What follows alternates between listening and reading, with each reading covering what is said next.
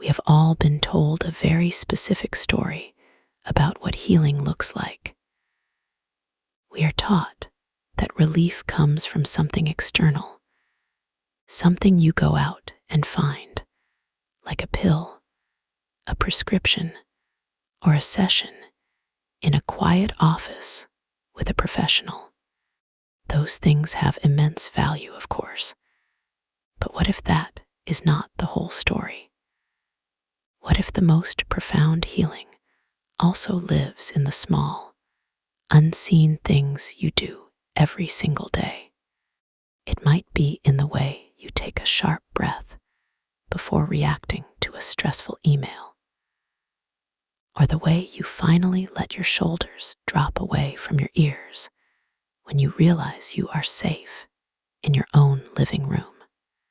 There is a myth that permeates our culture, one that says time heals all wounds. It is a lovely sentiment, but for many trauma survivors, time alone does not heal a thing. Often, time just buries the pain deeper, covering it with layers of distraction and coping mechanisms.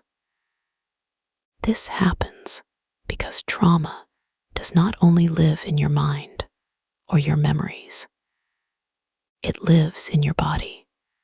It lives in your racing heartbeat, your shallow breath, your jumpy reflexes, and even the way you brace yourself physically around people who remind you of the past. Medication can absolutely save lives, and there is no shame in utilizing it. However, not everyone has access to it, and not everyone feels ready for it. So today, we are going to explore 6 science-backed ways to help your brain and body heal without medication.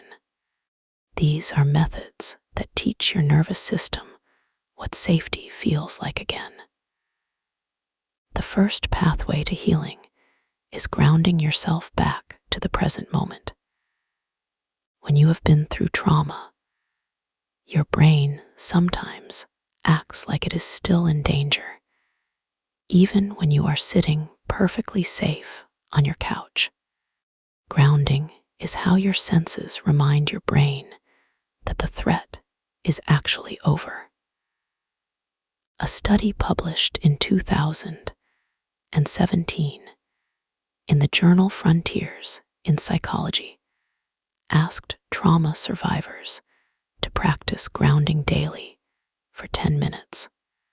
They used a specific technique called the 5-4-3-2-1 method. This method is beautifully simple. You identify 5 things you can see, 4 things you can touch, 3 things you can hear, 2 things you can smell, and 1 thing you can taste. The results of the study were profound. After 8 weeks, the nervous systems of the participants were significantly calmer and more stable during stress. It is not magic. It is simply awareness. Safety begins the moment your body realizes it is allowed to stop fighting. The second pathway is gentle movement, or reclaiming your body. Once your senses remember safety, your body can start to move again. After trauma, many people feel disconnected, as if they are living beside their bodies instead of inside them. You might feel like a floating head, completely detached from your limbs. Gentle movement, like yoga or Tai Chi, helps rebuild that lost connection. In a 2014 study conducted by Boston University, women with post-traumatic stress disorder practiced yoga twice a week for 10 weeks. By the end of the study, over half of the participants no longer met the clinical criteria for the disorder. compared to only 21% in the control group.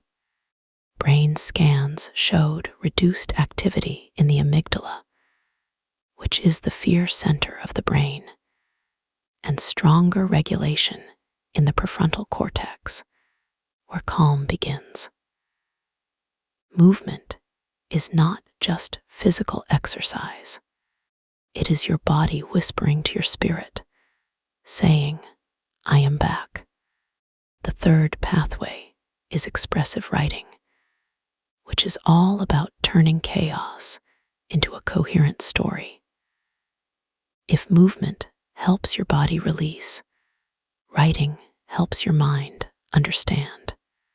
Sometimes healing begins with words no one else will ever read.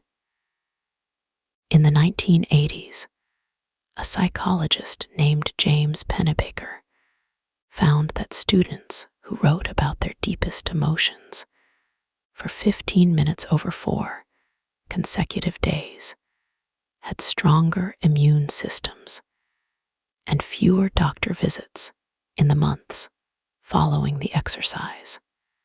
Writing helps the language side of your brain talk to the emotional side. So, what once felt unspeakable can start to make sense. It is not about reliving the pain or re-traumatizing yourself. It is about turning chaos into a story that has a beginning, a middle, and an end. When you put it on paper, you take it out of the loop in your head. The fourth pathway is somatic therapy, or listening to what your body has been saying all along. Your body remembers what your mind forgets.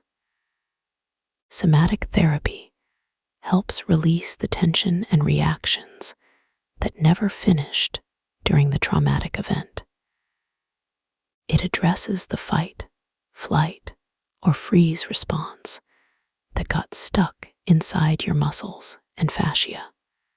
In a 2021 study published in the European Journal of Psychotraumatology, veterans received 12 sessions of body-based therapy. Magnetic resonance imaging scans showed calmer amygdala activity and improved emotional regulation after the sessions. Some practitioners approach it differently, and it is certainly not one size fits all. But for many, it is the first time they have felt safe inside their own skin again. It is about thawing the frozen parts of yourself. The fifth pathway is safe relationships, which is healing through connection. If trauma isolates us, healing reconnects us.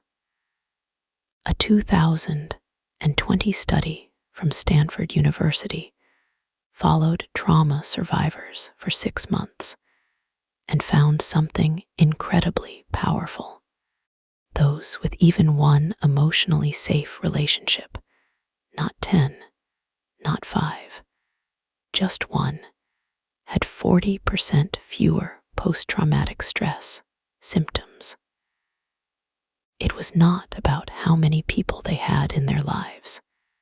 It was about how safe they felt to be seen by that one person.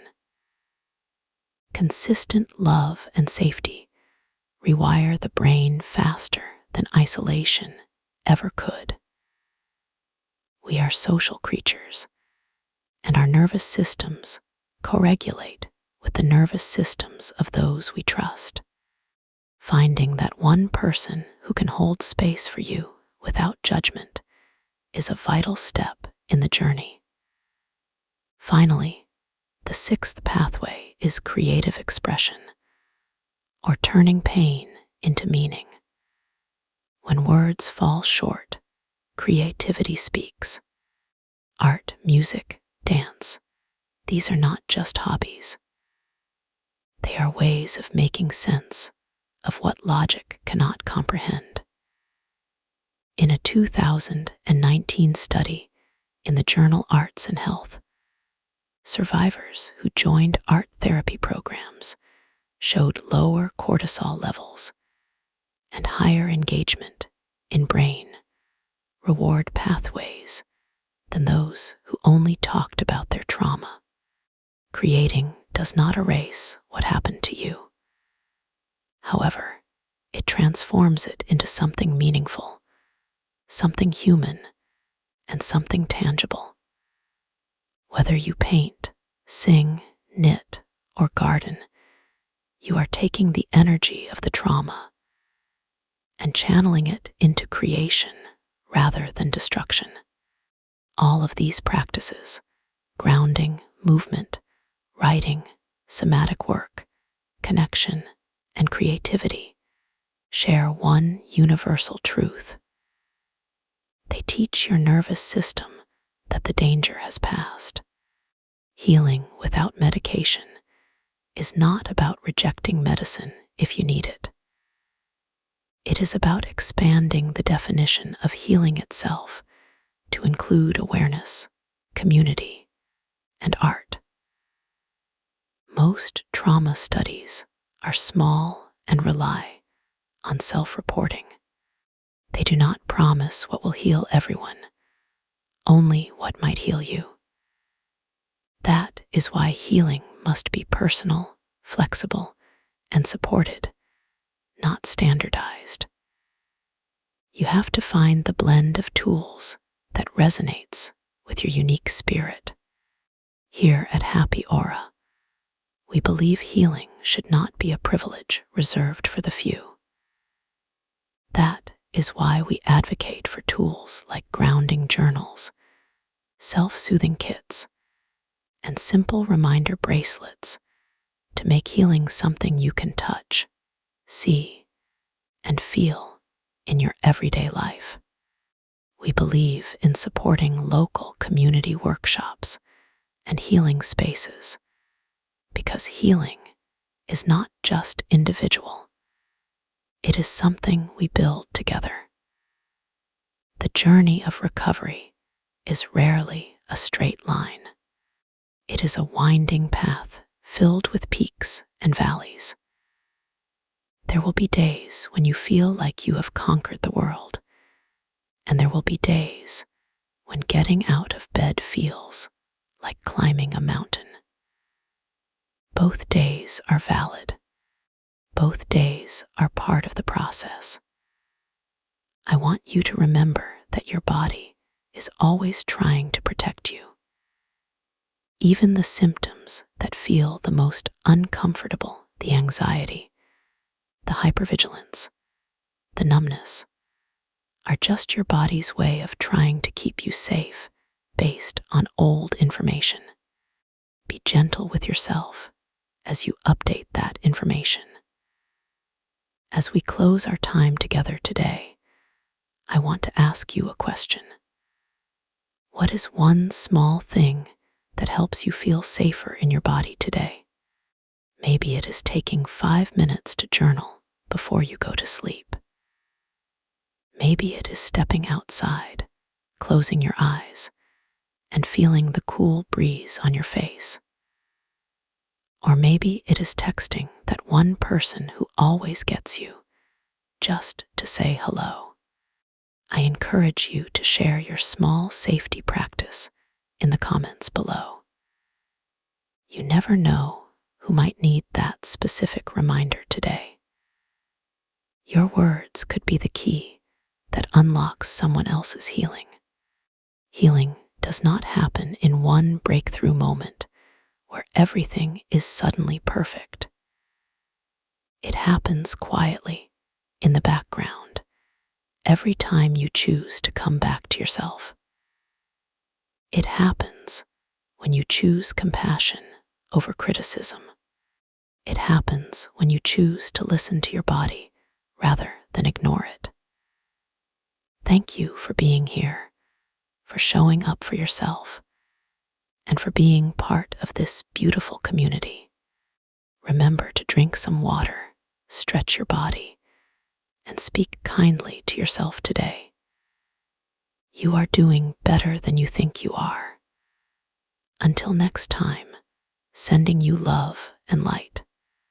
Now, let us delve a little deeper into the practical application of these methods, because understanding the science is one thing, but living it is another. When we talk about grounding using the 5-4-3-2-1 method, it is important to realize that you can do this anywhere. You can do it in a crowded grocery store when the noise becomes too much. You can do it in a meeting at work when you feel your chest tightening. For example, look around the room. Name 5 things.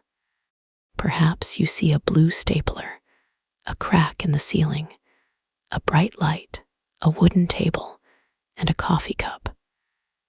Really look at them. Notice the texture of the wood or the shine on the ceramic cup. Then, touch 4 things.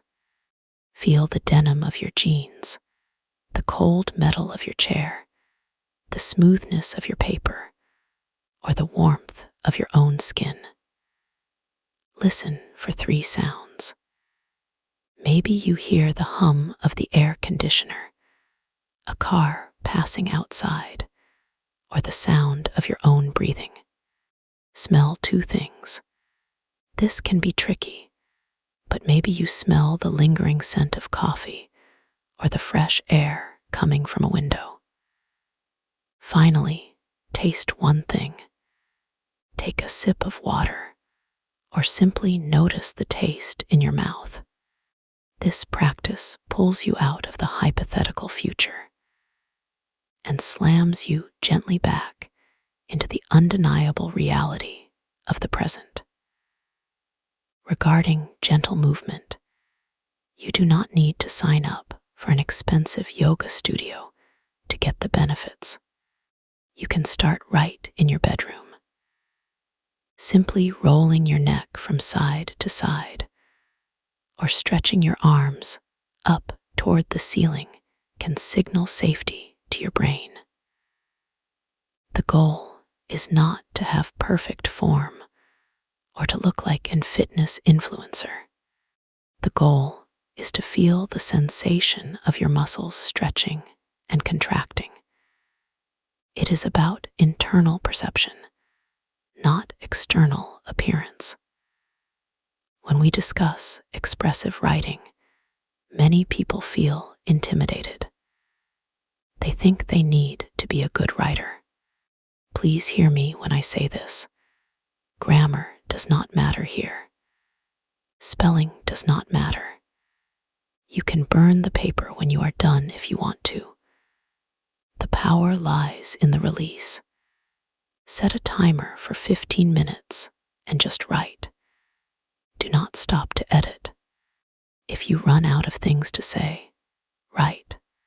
I have run out of things to say, until a new thought comes. You might be surprised at what pours out of you when you give yourself permission to be messy. Somatic therapy can be more complex to access, but you can start with simple body scans. Lie down and close your eyes. Mentally scan your body from your toes to the top of your head. Where are you holding tension? Is your jaw clenched? Are your shoulders raised? Just noticing these things is the first step in releasing them. You do not always need to fix it immediately. Sometimes, just acknowledging the tension allows it to soften on its own. Regarding safe relationships, it is important to assess who in your life actually makes you feel safe. Sometimes, the people we have known the longest are not necessarily the ones who offer the most safety. Look for people who listen, not just to respond. Look for people who validate your feelings rather than telling you to get over it. It is okay to set boundaries with people who do not offer this safety, even if they are family. Your nervous system prioritizes safety above all else, and you are allowed to protect that. Creative expression is often the most neglected pathway because we are taught that art is only for artists. But human beings have been creating art since the dawn of time, long before there were galleries or critics. Pick up a crayon, hum a tune, arrange flowers in a vase, cook a meal with intention. These are all acts of creation. They allow you to process emotions that are too complex for words. If you feel angry, use red paint and make wild strokes. If you feel sad, listen to melancholic music and let yourself sway. Let the emotion move through you rather than getting stuck within you. The road to healing is a personal one, but it is not one you have to walk entirely alone. We are all figuring this out together, one breath at a time. It is easy to get discouraged when you feel like you are taking 2 steps forward and 1 step back. But remember, the cha-cha is also 2 steps forward and 1 step back, and that is a dance. You are dancing with your healing, learning the rhythm of your own soul. I hope you can take at least one of these 6 tools and try it out this week. Do not try to do them all at once. That can be overwhelming. Just pick one. Maybe this week is the week you try grounding. Maybe next week you buy a notebook. Small, incremental changes are the ones that last. As you go about your day, pay attention to your breath. It is the anchor that is always with you. No matter where you go, your breath is there. It is the bridge between your mind and your body. When you are anxious, your breath becomes shallow. When you are calm, it becomes deep and rhythmic. By consciously slowing down your exhale, you can trick your brain into thinking you are calm, and eventually, your body will follow. I am sending you so much strength and courage. It takes bravery to face your trauma. It takes bravery to decide to heal. And you, my friend, are incredibly brave. Thank you for letting me be a small part of your journey. Remember, you are worthy of feeling safe. You are worthy of feeling at home in your body. You are worthy of a life that is not defined by your past, but inspired by your future. Keep going. Keep breathing. Keep healing. We are building a community here at Happy Aura where vulnerability is a strength, not a weakness. I read your comments, and I am always moved by your stories of resilience. You inspire me every single day. So, let us make a pact.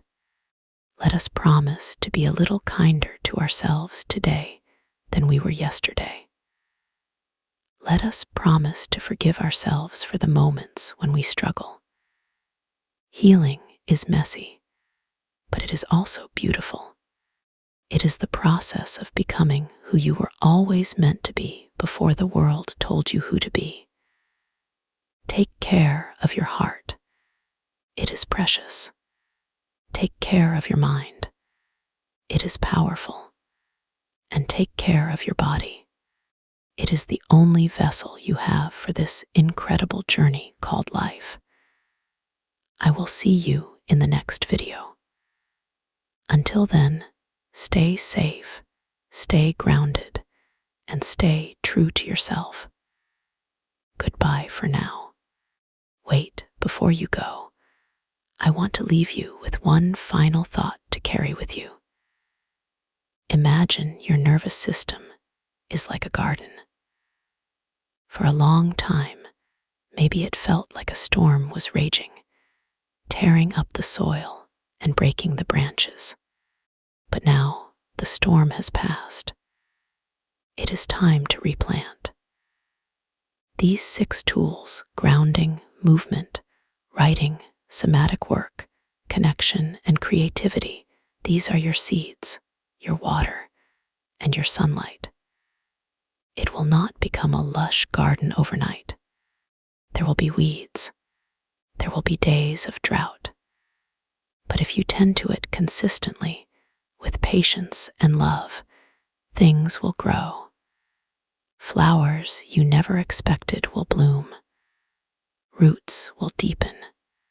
And one day, you will look around and realize that your internal world is no longer a place of devastation, but a place of peace.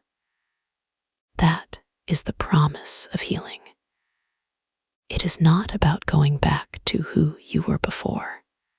It is about growing into someone new, someone stronger, someone more compassionate, and someone deeply connected to the beauty of the present moment. Thank you again for listening. I truly appreciate every single one of you. Your presence here matters. Your healing matters. Have a wonderful rest of your day. If you are still listening, take one last deep breath with me. In through the nose and out through the mouth.